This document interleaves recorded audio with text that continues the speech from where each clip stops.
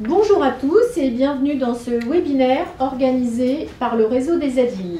Nous allons parler du sujet de la rénovation énergétique en copropriété avec deux grands sujets, l'un sur les différentes étapes pour mener à bien ce projet et puis ensuite les différents modes de chauffage en copropriété. Alors, je suis ravie de vous présenter mes invités. Autour de moi, j'ai Sophie, qui est conseillère juriste à l'Adil de Paris. Bonjour. Bonjour. Merci de m'accueillir. Alexis, qui est chef de marché copropriété chez GRDF. Bonjour. Bonjour. Nous avons Isabelle, qui est membre du bureau exécutif Naïm du Grand Paris et syndic également depuis 37 ans. Voilà. Bonjour. Bonjour. Et puis Catherine qui vient de la Loire, Haute-Loire à l'Adil et qui est chargée de mission copropriété. Bonjour. Bonjour. Alors, je rappelle que tout au long de cette présentation, vous allez pouvoir poser des questions dans le chat. Le réseau des Adil répondra à l'ensemble de vos questions dans une parole d'expert spéciale Semaine de la copropriété. D'ici 15 jours, je pense qu'on pourra mettre en ligne cette parole d'expert répondue par le réseau. Et donc, je me tourne maintenant vers vous, Catherine, pour vous poser la première question. En fait, quand on veut mener un projet de rénovation énergétique en copropriété, ce projet doit-il s'envisager sur du long terme ? Oui, Fabienne, c'est effectivement un projet qui se déroule en plusieurs étapes et donc sur du long terme. On retrouve donc 4 phases. Une première phase d'audit de la copropriété pour connaître les besoins en termes de travaux. Une phase de conception où on définit le projet qui sera présenté à l'Assemblée générale. Une phase de vote des travaux en Assemblée générale et une phase de réalisation et de réception des travaux. Donc il s'agit effectivement d'un travail de longue haleine et dans la mesure du possible, il faut que la copropriété puisse compter sur des copropriétaires motivés qui sauront être moteurs pour ce projet. Donc en général, il y a bien sûr le conseil syndical, mais on peut essayer de faire un conseil syndical élargi type commission de travaux, groupe travaux, pour pouvoir mobiliser d'autres copropriétaires. Donc, plus il y a de monde mobilisé sur le projet, plus ça sera facile de faire adhérer les copropriétaires. Et d'autre part, on peut peut-être aussi bénéficier de la compétence technique de certains copropriétaires. Donc, avoir une bonne connaissance de la copropriété, c'est un préalable nécessaire lorsqu'on s'engage dans un projet travaux. Donc effectivement, chaque copropriété a fait réaliser un certain nombre de diagnostics, plomb, amiante, voilà, mais aussi des diagnostics qui concernent le chauffage, audit énergétique ou diagnostic des performances énergétiques lorsque la copropriété est équipée en chauffage collectif. Donc ces premiers diagnostics peuvent constituer une base de réflexion pour le groupe travaux, commission travaux. Mais par ailleurs, le législateur a décidé d'aller plus loin en proposant 2 nouveaux outils aux copropriétés pour qu'elles aient une connaissance approfondie du bâti et pour les inciter à aller vers un projet travaux. Donc, dans un premier temps, le diagnostic des performances énergétiques, donc DPE collectif, qui va renseigner la performance énergétique du bâtiment et lui attribuer une étiquette de A à G. Donc, on voit tous un peu l'étiquette A vert et G rouge. Donc, cette nouvelle obligation concerne les bâtiments d'habitation collective dont le permis de construire a été déposé avant le 1er janvier 2013. Donc, l'obligation de mettre en place ce DPE se fait à des échéances différentes selon la taille de la copropriété.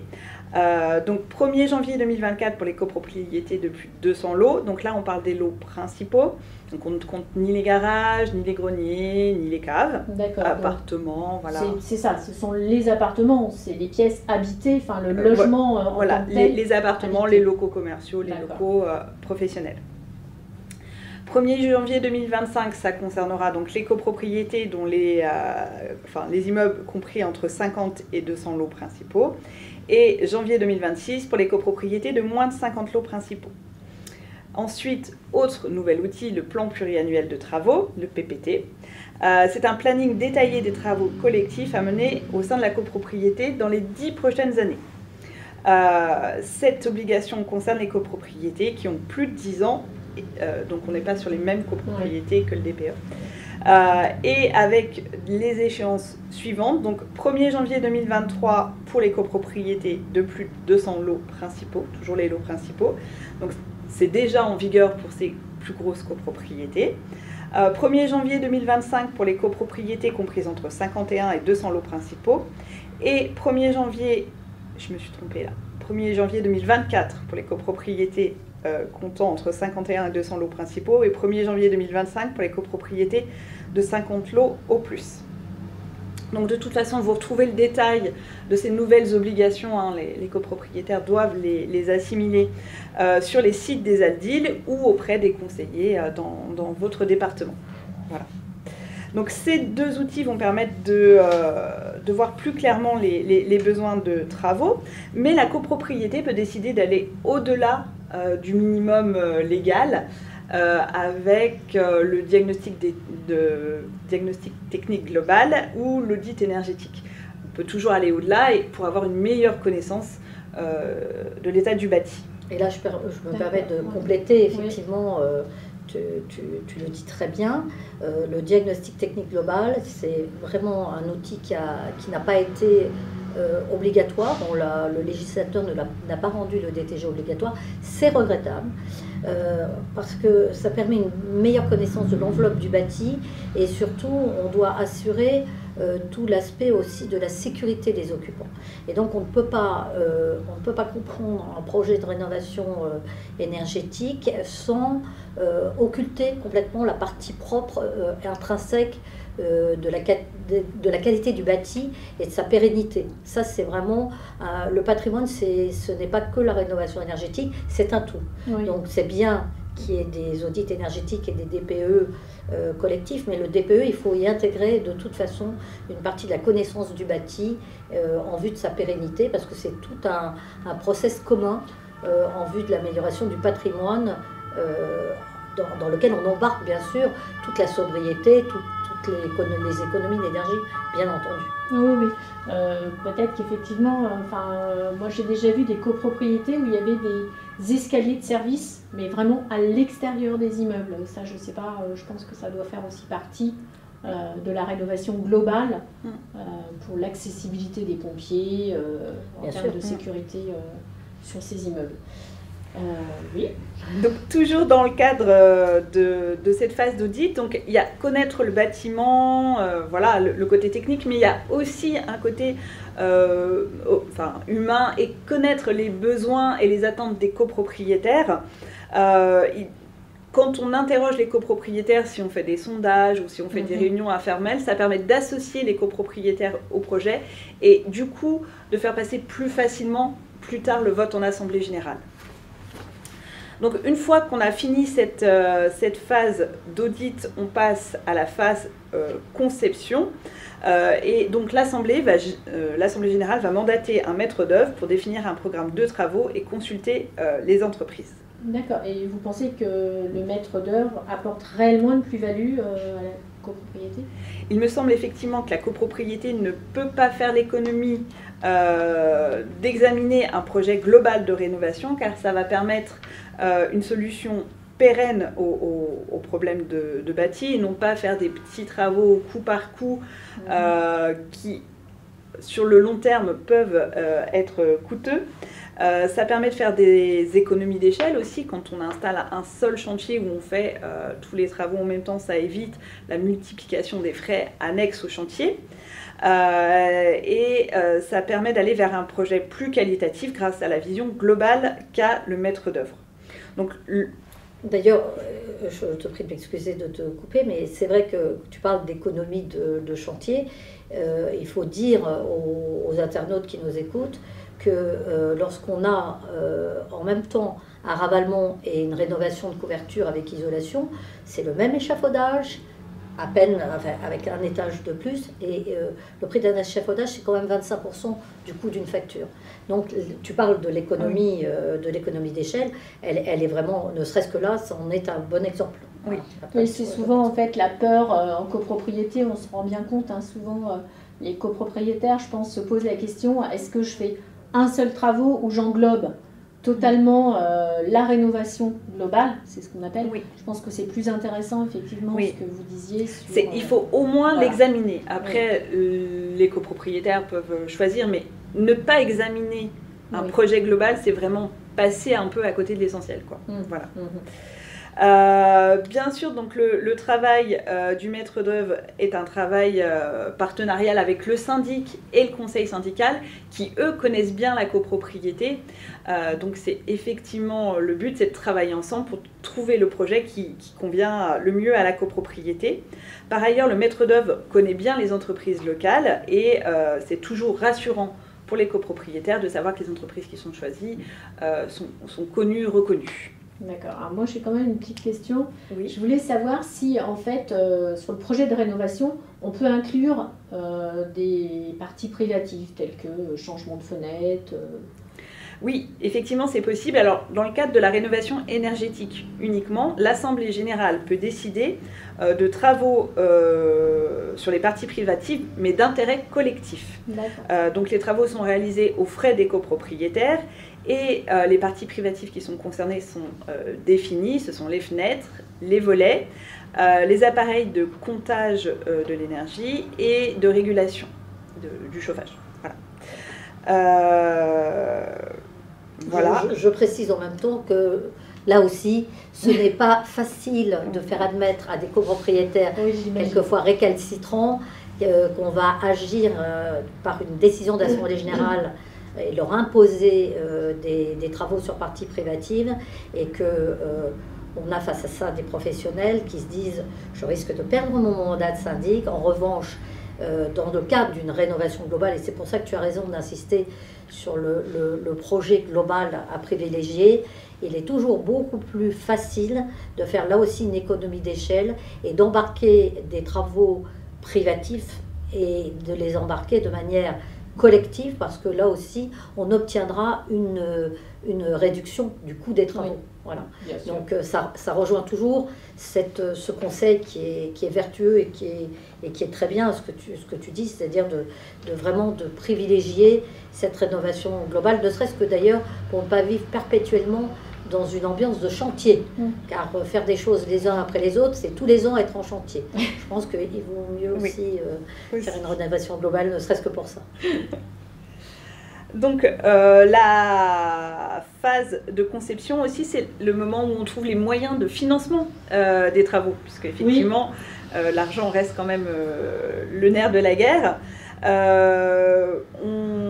Le but, c'est effectivement que le travail du maître d'œuvre et du syndic et du conseil syndical permette d'arriver à un équilibre entre les travaux que l'on peut inclure dans le projet et ces travaux qui peuvent amener un financement, des subventions particulières, et trouver cet équilibre pour que le reste à charge des copropriétaires soit supportable par eux. Je pense là notamment à MaPrimeRénov' copropriété, donc, pour laquelle il faut atteindre un niveau d'économie d'énergie de 35% et qui permet de financer 25% du montant des travaux. Donc, il faut se dire, voilà, si je peux faire un petit peu plus de travaux pour atteindre ces 35% d'économie d'énergie, voilà, je bénéficie de MaPrimeRénov', donc est-ce que j'ai pas intérêt à aller vers un projet plus audacieux pour aller chercher plus d'aide? Donc MaPrimeRénov' copropriété, c'est une aide socle de 25% du montant des travaux, mais il y a d'autres aides qui viennent s'annexer à cette aide socle. Donc il y a des aides individuelles en fonction des revenus, éventuellement des bonus selon les travaux qu'on réalise, ou si la copropriété est une copropriété fragile. D'accord. Et du coup, tous les copropriétaires peuvent bénéficier de MaPrimeRénov' copropriété? Oui, il s'agit d'une aide au syndicat des copropriétaires. Donc, peu importe que les propriétaires soient occupants ou bailleurs, ils auront droit à cette subvention.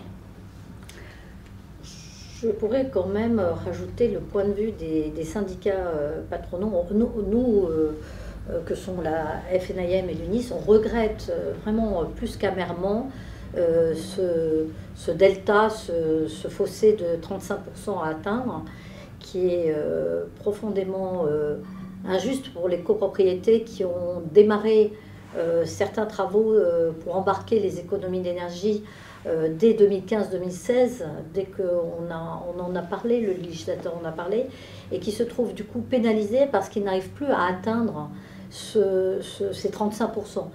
Et il faudrait effectivement que, je ne sais pas à qui il faut s'adresser pour être entendu, à nos politiques, à nos élus, mais il faut entendre la demande vraiment des copropriétaires qui est de descendre ce pourcentage à 25% ou à moins, ou du moins reprendre au moins de manière vertueuse tous les travaux qui ont été faits depuis 2016 dans les copropriétés et les agréger au reste de ce que la copropriété vote pour pouvoir atteindre ce palier de 35%, ce gap, et de mobiliser effectivement les aides comme ma prime Rénov'.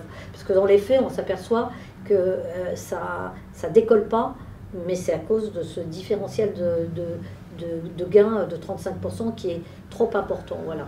Donc il faut quand même se poser la question de réduire ce pourcentage ou d'embarquer tous les travaux faits par les copropriétés depuis 2016-2017. Ouais. Effectivement.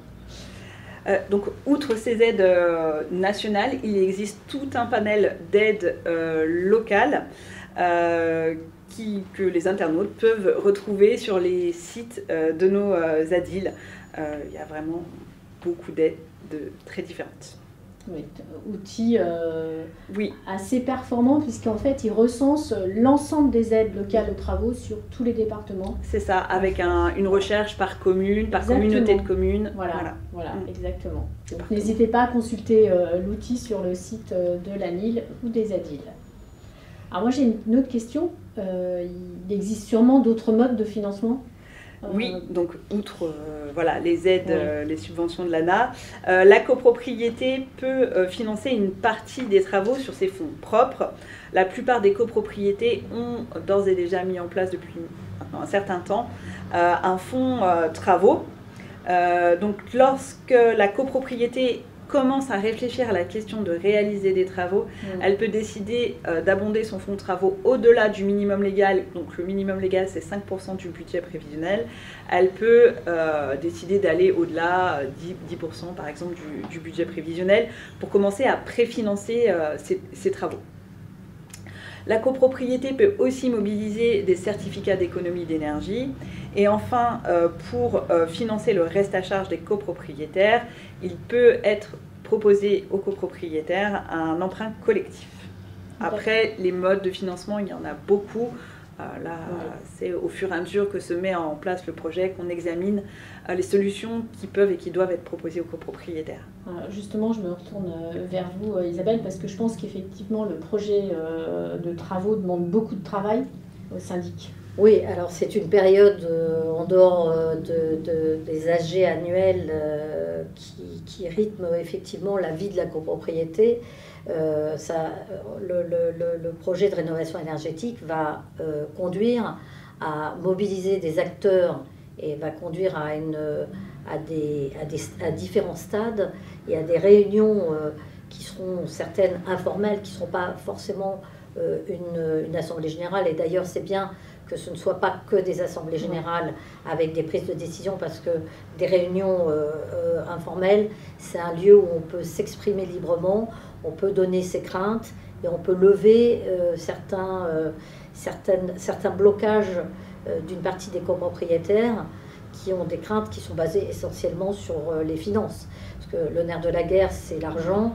Et de manière générale, on n'a pas de copropriétaires qui refusent d'entrer dans une dynamique de sobriété énergétique ou d'embarquer des travaux d'économie d'énergie. Ce qu'ils ne savent pas très bien faire, c'est où trouver effectivement les financements. Donc ça répond au détail de ce que tu viens de décrire, et ça y répond parfaitement. Mais c'est surtout aussi qu'il faut il faut lever toutes les situations diverses des copropriétaires.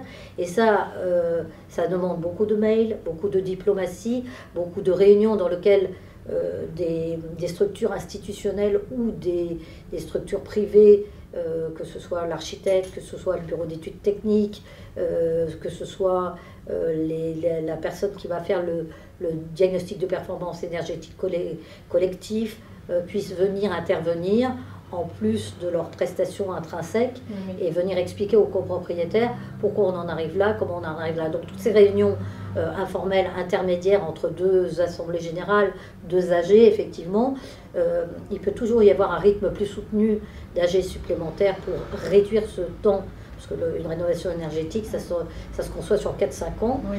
Si on veut le réduire, on peut éventuellement le réduire.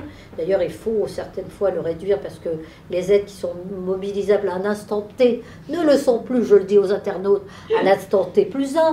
Donc il y a un moment où il faut pouvoir prendre des décisions. Voilà, ça c'est très important. Et on ne les regrette que très rarement en matière de rénovation énergétique. Pour avoir fait certains immeubles en rénovation, quand on voit le gain après énergétique, les copropriétaires sont extrêmement satisfaits. Donc il faut savoir se lancer. Ça ne veut pas dire ne rien faire, faire les choses n'importe comment, mais il faut le faire avec des acteurs et des gens comme vous, et ça c'est très vertueux, qui viennent expliquer les choses et comment mobiliser les financements. Tout ça c'est du temps, effectivement, qui impacte la vie d'un syndic et d'un syndicat, bien évidemment. Bien sûr, bien sûr. Voilà. Ouais, toutes ces réunions informelles, mais qui sont là pour rassurer le copropriétaire. C'est extrêmement important. C'est surtout le projet, la partie financière qui est anxiogène, voilà, plus que la vie de chantier. Oui, c'est sûr. Et donc, une fois qu'on a le projet de travaux et les moyens de financement, donc le maître d'œuvre peut consulter les entreprises et donc passer au vote en assemblée générale. Eh bien, merci pour cette intervention. Je vais me tourner vers vous, Sophie. Et vous allez nous parler maintenant du vote, effectivement, en assemblée générale, mais également de la réception des travaux, qui effectivement est un moment très important. Exactement. Alors, sur le principe, je rappellerai évidemment qu'il faut mobiliser les copropriétaires et l'implication dans la vie de la copropriété, ça passe aussi par le fait d'assister à l'assemblée générale. Alors, on peut assister à l'assemblée générale de différentes manières, évidemment en présentiel, de manière physique, mais je le rappelle aux copropriétaires et surtout donc aux internautes qui nous regardent, si vous avez un empêchement pour assister à l'assemblée générale, vous avez 3 autres possibilités. Vous pouvez donner votre mandat à une personne qui vous représentera, qu'elle soit membre du syndicat des copropriétaires ou pas, ça peut être votre locataire. La seule limite, on va dire, à ce mandat donné, c'est que la personne n'en détienne pas plus de 3, sauf si éventuellement ça ne dépasse pas 10% des tantièmes de la copropriété, la personne peut avoir plus de 3 mandats. Vous pouvez assister à l'Assemblée Générale en visioconférence et en dernier lieu, depuis la pandémie, depuis juillet 2020, vous pouvez adresser votre vote par correspondance. Attention, il faut être vigilant sur les délais d'envoi de ce document, puisque le syndic doit l'avoir réceptionné 3 jours francs avant la tenue de l'Assemblée Générale. Et je me permets d'ajouter aussi qu'il faut signer chaque feuille de votre vote, pas uniquement la dernière page, car sinon c'est frappé de nullité et vous serez reconnu comme défaillant, c'est-à-dire non présent, non votant. C'est très important. Merci de ce rappel. Donc, une fois l'Assemblée Générale se tient et la majorité à obtenir pour les travaux, c'est la majorité des tantièmes de la copropriété. C'est une majorité prévue à l'article 25.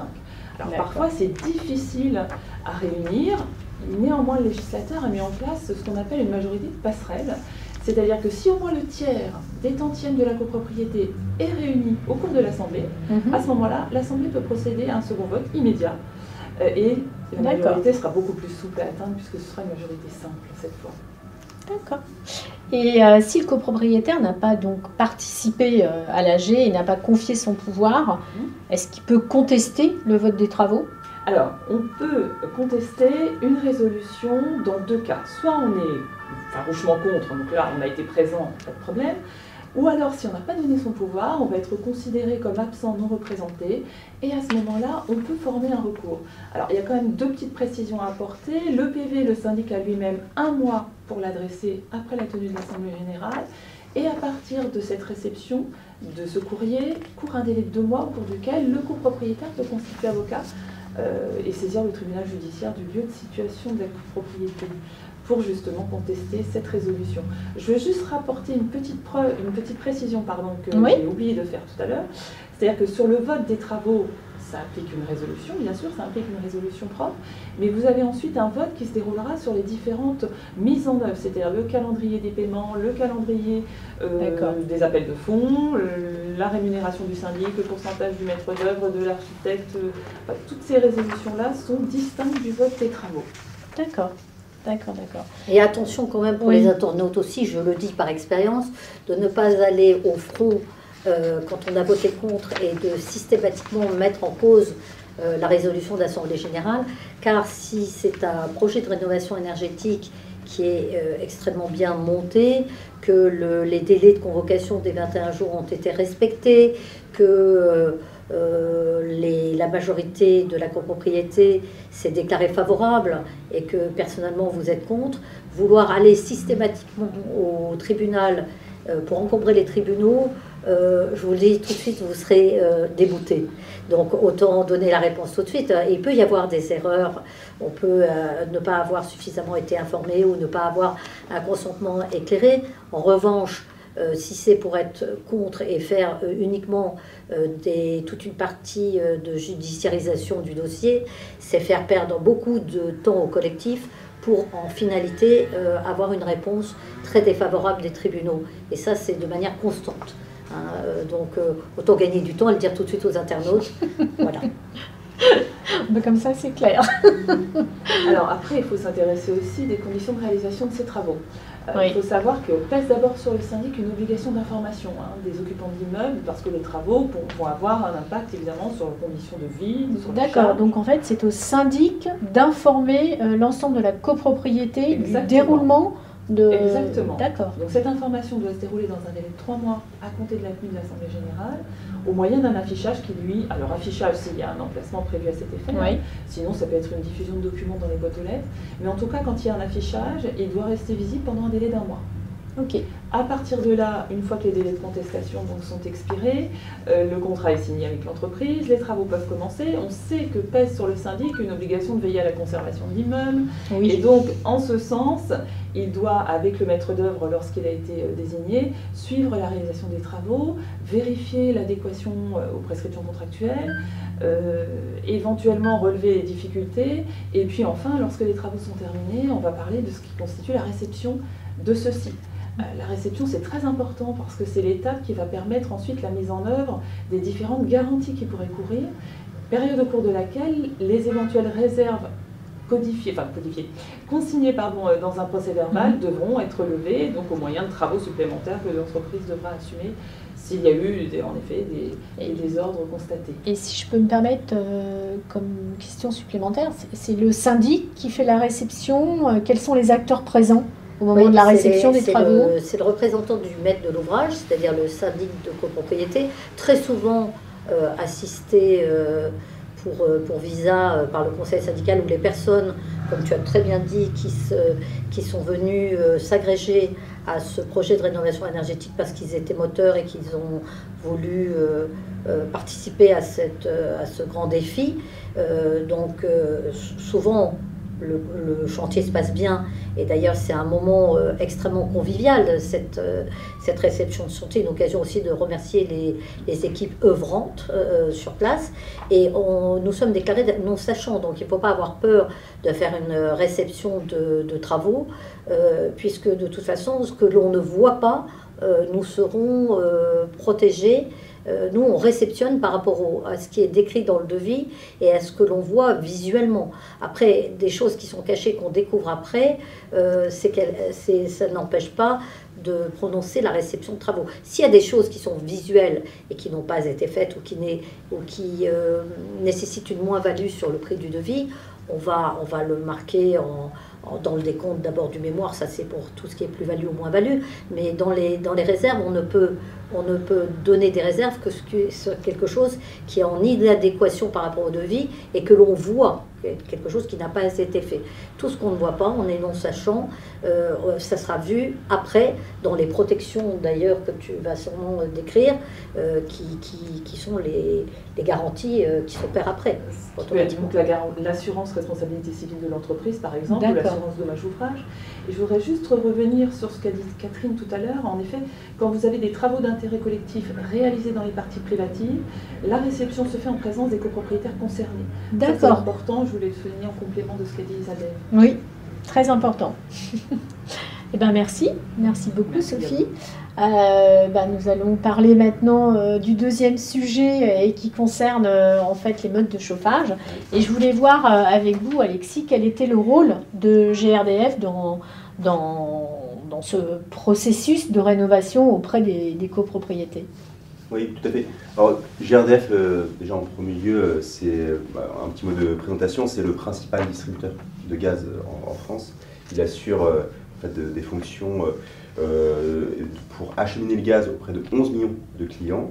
11 millions de clients, il y a à peu près un logement sur deux en logement collectif qui est chauffé au gaz. Oui, c'est énorme. C'est beaucoup. Et donc, nous, nos missions, en premier lieu, il y a une mission de raccordement au réseau de gaz. Il y a plus de 200 000 km de réseau de gaz en France, répartis sur 10 000 communes. Et donc, l'un des premiers enjeux, c'est de donner accès au gaz aux copropriétés qui le souhaitent. Ensuite, au-delà de ce raccordement au gaz, donc ça, par exemple, c'est des copropriétés, concrètement, hein, des copropriétés qui sont par exemple au fioul et qui veulent passer au gaz. Deuxième action, c'est l'entretien du réseau. Dans l'entretien du réseau, la sécurité. C'est très important, c'est notre mantra au quotidien d'assurer cette sécurité. Et le troisième point, et c'est la raison de ma présence aujourd'hui, c'est toute la partie rénovation, transition énergétique. GRDF est très engagé dans ce sujet. On a vocation vraiment à être facilitateur de la rénovation énergétique. Cette rénovation et cette transition énergétique, elle se décline en deux grands axes. L'un, la performance énergétique via des différents modes de chauffage. Et donc, oui. on va le voir par rapport justement au changement de mode de chauffage. On essaie de promouvoir, d'animer les différentes solutions qui sont performantes. Et dans un deuxième temps, eh bien, il y a cette transition aussi vers le gaz vert, puisque le gaz qui circule dans le réseau, eh bien, il est de plus en plus vert. Alors, vert, qu'est-ce qu'on appelle le gaz vert? C'est du gaz renouvelable. Du gaz renouvelable qui est issu de la méthanisation. Méthanisation de déchets ou de reliquats agricoles. Pour 70% aujourd'hui, 70% de la méthanisation est issue de la partie agricole, mais aussi de déchets type des boues de stations d'épuration ou de biodéchets. Donc, aujourd'hui, en termes de positionnement, GRDF, qui est d'ailleurs, je rappelle, c'est un acteur qui a une mission de service public, c'est-à-dire que nous n'avons rien à vendre. Nous sommes vraiment dans un rôle d'accompagnement, oui. D'accompagnement des différentes copropriétés, et nous les appuyons sur un volet technique ou financier. D'accord, donc en toute neutralité, en fait. En toute neutralité et vraiment dans une logique d'aider un peu au déclenchement. Au déclenchement des travaux. On sait qu'en copropriété, c'est parfois il y a une certaine complexité, une certaine inertie. Nous, GRDF, on va plutôt accompagner sur le volet études, et essayer de déclencher, d'amorcer les projets de rénovation. Oui, donc un petit peu en parallèle avec le réseau des ADIL qui accompagne aussi en toute neutralité et plutôt sur du conseil juridique aussi pour les particuliers. Et il existe beaucoup de solutions en fait techniques pour accompagner. Alors oui, les solutions ont évolué positivement au fil des années. Sur la partie équipement, parce que c'est vrai qu'on a beaucoup parlé rénovation globale et oui. GRDF promeut la rénovation globale. Il n'y a pas de débat là-dessus. La rénovation globale, c'est la meilleure des solutions. Il vaut mieux dimensionner bien dimensionner les besoins et donc déjà agir sur le bâti pour ensuite comment rénover la partie équipement de chauffage. Après, comme ça a été évoqué, on le met en avant, c'est pas toujours possible de s'engager dans une rénovation globale pour raison budgétaire ou de calendrier. Donc nous, c'est vrai que GRDF, du fait qu'on soit dans la partie plus équipement de chauffage, nos études vont plus porter sur toutes les conversions fuel vers le gaz ou gaz vers des nouvelles solutions gaz ou même gaz vers des solutions de pompe à chaleur hybride qui associent pompe à chaleur et chaudière gaz. Les nouvelles solutions gaz que l'on soutient, notamment les chaudières à condensation. Les chaudières à condensation, c'est des chaudières qui ont un très bon rendement. Précédemment, on avait des chaudières qui rejetaient des fumées qui étaient assez chaudes. En fait, on brûlait le gaz, ça déclenchait le reliquat, c'était des fumées chaudes qui étaient perdues, qui étaient rejetées, et on n'exploitait pas ce potentiel de chaleur qui était présent dans ces fumées. L'innovation qui a permis d'améliorer drastiquement la performance des équipements gaz, c'est la chaudière à condensation. C'est une chaudière qui, tout simplement, réexploite la chaleur des fumées. Et ça permet d'atteindre des taux de rendement, qui peuvent être supérieurs à 100%. Supérieurs à 100% grâce à ce système de condensation. Donc, en termes de performance, c'est des solutions qu'on essaie de mettre en avant, que ce soit en chaudière individuelle ou chaudière collective, donc pour vraiment les différents usages. Pour cela, on met à disposition des copropriétés de l'expertise technique, notamment via notre superbe bureau d'études interne CJBAT, qu'on peut retrouver sur cjbat.grdf.fr. C'est une équipe qui met à disposition cette expertise, aussi bien auprès des copropriétaires qui le souhaitent, que des différents bureaux d'études en France qui souhaitent avoir un appui sur le volet gaz. D'accord. Vous intervenez directement auprès des syndics. Enfin, est-ce que ça vous est déjà arrivé, effectivement? Ah oui, tout à fait. On a eu plusieurs chantiers avec effectivement GRDF et pour ma part, ça a été vraiment des facilitateurs. Il y avait une présence en assemblée générale, il y avait un vrai... on était épaulés techniquement. Il y avait une fluidité dans la prime qui arrivait, c'était extrêmement facile à obtenir dès lors qu'on respectait la facturation. Moi je trouve que parmi les acteurs, en tout cas je le dis sincèrement, parmi les acteurs de la rénovation énergétique, GRDF est un des plus structurés pour les copropriétaires dans son explication quand ils viennent en assemblée générale, dans l'épaulement technique. Il s'applique beaucoup aussi sur site et après l'argent est facile à mobiliser. Voilà. Donc, et je précise aussi que ce que tu n'as peut-être pas dit, c'est que les gains sont entre 20 et 30% sur les chaudières à condensation. Pour ma part, j'en ai une et je suis arrivée à 30%. Ça compte dans le budget, messieurs, les internautes. Voilà. C'est quand même assez important. C'est quand même l'objectif, c'est que vous payez, mais vous économisez. Justement, ça fait le pont. J'allais poser la question à Alexis. Quels étaient les bénéfices pour les copropriétaires? Alors, c'est tout à fait exact. C'est vrai qu'en copropriété, le facteur financier est très important. Très important, c'est souvent ce qui aussi permet de déclencher une décision en assemblée générale. Et donc, en effet, grâce à ces équipements-là, on peut atteindre 20, voire jusqu'à 30% d'économie d'énergie. Ce qui est énorme, oui. C'est considérable. Il y a aussi la notion de valeur verte du patrimoine qui est de plus en plus mise en avant. C'est-à-dire que quand on réalise des travaux de rénovation, eh bien, ça permet d'améliorer l'étiquette DPE, de gagner une classe. Généralement, avec une rénovation sur la partie chaufferie, on peut gagner jusqu'à une classe de DPE. Si elle est combinée à une rénovation également du bâti, on peut même atteindre 2 classes. Donc c'est pas négligeable.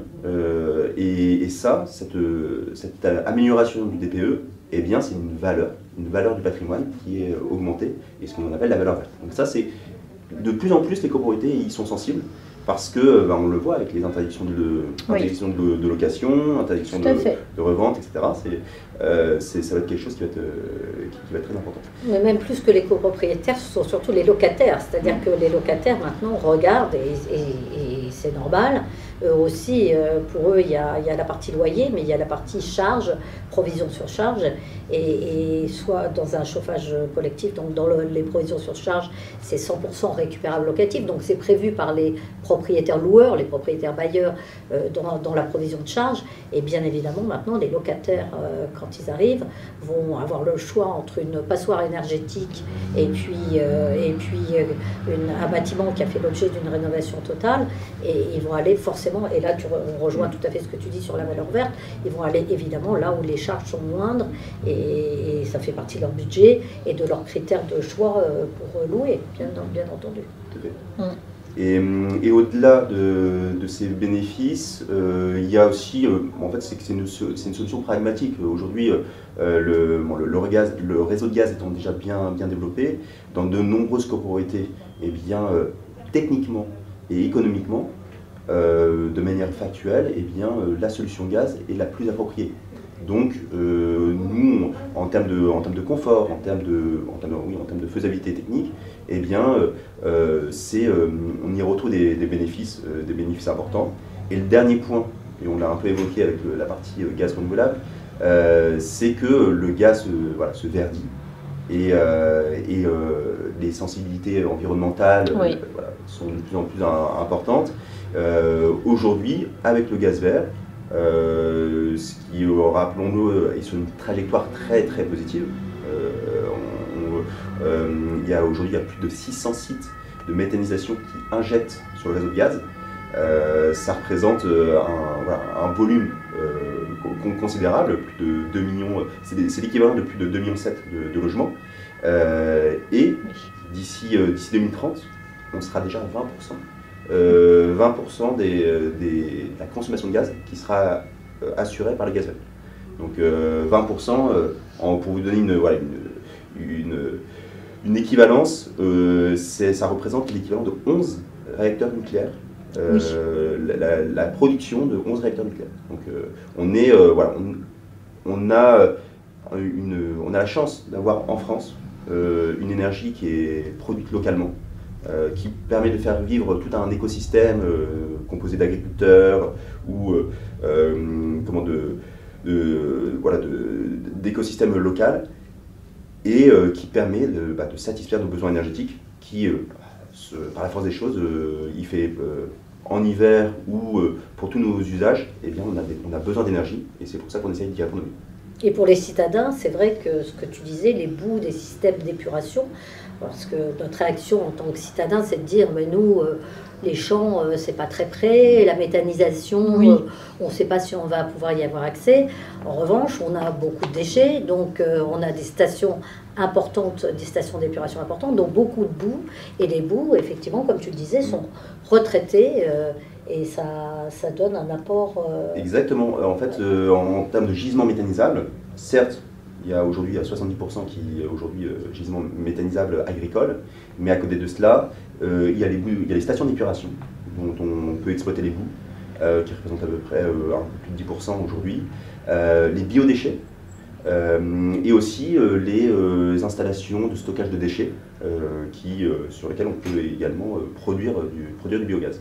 Donc le potentiel est là, c'est un cercle vertueux. C'est un cercle vertueux qui permet d'agir pour la transition énergétique, tout en restant, tout en prenant un mix énergétique équilibré, et encore une fois qui prennent en compte les besoins des copropriétés aujourd'hui. Oui, c'est un bon. En fait, on voit bien en fait l'implication de différents acteurs, aussi bien le réseau des ADIL que GRDF ou les syndics, qui sont là vraiment pour accompagner les copropriétés à mener leurs projets à bien et en toute connaissance de tous ces sujets aussi bien techniques que financiers. Il faut rentrer, on n'a pas le choix que de rentrer dans un cercle vertueux. De toute façon, c'est inéluctable et c'est quelque chose en dehors même de l'esprit citoyen, de l'équipe, de l'éthique qu'on peut avoir. Il y va aussi de notre survie. Il faut qu'on fasse des économies d'énergie. Il y va de l'avenir de nos enfants. Enfin bon, c'est évident maintenant qu'on n'a plus le choix et je crois que tout le monde se mobilise vraiment dans un cercle vertueux. Voilà, c'est louable. Je voulais d'ailleurs préciser qu'au-delà de la performance, GRDF est très impliqué dans la sobriété. Dans la sobriété, on a beaucoup d'actions qui soutiennent les mesures de sobriété. Parce que, en effet, geste essentiel. C'est un geste essentiel. Nous, notre vocation, c'est vraiment de réduire les consommations et de les rendre de plus en plus vertes. Et pour réduire ces consommations, quand on sait que, par exemple, en baissant d'1 degré la consommation, la température d'un logement, eh bien, on gagne 7% de consommation. Et à partir de ce fait-là, on se dit que en ayant des éco-gestes assez simples, eh bien, ça permet aussi de réduire la consommation. Et c'est positif pour tout le monde, parce que voilà, l'énergie n'est pas inépuisable, d'une part, et d'autre part, ça permet aussi de faire des économies. Donc sur la partie sobriété, dernièrement, GRDF a été impliqué en faisant une campagne auprès de 400 000 logements collectifs, notamment en copropriété, pour leur présenter des éco-gestes, les inviter à nous recontacter et identifier quels sont les gestes simples à mettre en œuvre, aussi suivre ses consommations. Aujourd'hui, quasiment tous les fournisseurs, mais surtout GRDF, met à disposition un espace client pour suivre ses consommations. Et ça, le suivi des consommations associé à des éco-gestes, ça permet une prise de conscience et ça permet des résultats assez concrets et rapides. Mais je pense qu'en ADIL, vous avez sûrement aussi eu des questions de copropriétaires ou de copropriétés, peut-être de syndics, qui se posaient la question comment mettre en place ces travaux, comment mettre en place des gestes tout simples, les interrupteurs, peut-être que certaines copropriétés n'avaient pas de détection de lumière, j'imagine. Enfin voilà, tout ça autour aussi bien du chauffage, mais comme vous dites, de la sobriété, des gestes essentiels qui pour nous, éteindre, mais quand on est sur une copropriété, c'est sûr que les chiffres sont quand même beaucoup plus importants. Eh bien écoutez, en tout cas, je vous remercie tous les quatre d'avoir accepté de venir et de nous parler de la rénovation en copropriété. Alors moi je vous invite, si vous avez des questions juridiques en lien avec le logement, pas seulement sur la copropriété, c'est de prendre contact avec votre ADIL. Vous avez 87 départements pourvus d'une ADIL avec plus de 1200 lieux de permanence où un conseiller vous accueillera pour vous répondre gratuitement en toute neutralité et pourra suivre votre situation en toute transparence. Pour retrouver les coordonnées de votre ADIL, il n'y a rien de plus simple. Vous allez sur le site de l'ANIL, www.anil.org, à la rubrique Votre ADIL. Je vous remercie de nous avoir suivis. Le replay de ce webinaire sera mis en ligne dans 15 jours sur la chaîne YouTube de l'ANIL. Merci beaucoup et bon après-midi. Merci à vous. Merci à vous.